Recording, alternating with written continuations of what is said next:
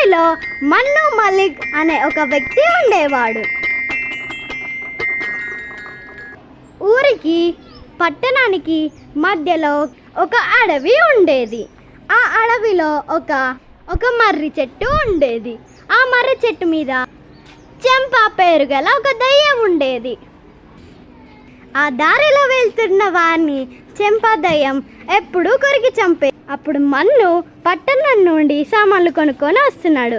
అప్పుడు మన్నుకి అలసటగా అనిపించి ఆ మర్రి చెట్టు కింద కూర్చున్నాడు. ఆకులో ఆకులై, పువ్వులో పువ్వులై, కొమ్మలో రెమ్మలై. అప్పుడే మన్నుకి చెంపా దయ్యం ఎదురు పడుతుంది. మస్తు ఆకలేస్తుందిరా, నేను తినేస్తా. అప్పుడే మన్ను ఏదో ఆలోచించాడు. తర్వాత మన్ను నవ్వడం మొదలుపెట్టాడు. ఎక్కడో పుట్టి ఎక్కడో పెరిగి ఇక్కడే కనిసా, మర్రి చిట్ట కిందను నేను. ఏ పిచ్చోడా, దిమ్మికిట ఖరాబ్ అయిందా? ఆ ఊరి మొత్తం నా పేరింటే వడుకుతారు. ఏంటి నన్ను తినేస్తావా? నేను నిన్ను కట్టి వేస్తా, చూసుకో. ఈ సంచిలో 100కి పైగా దయాల్ని కట్టి వేస్తా, చూసుకో.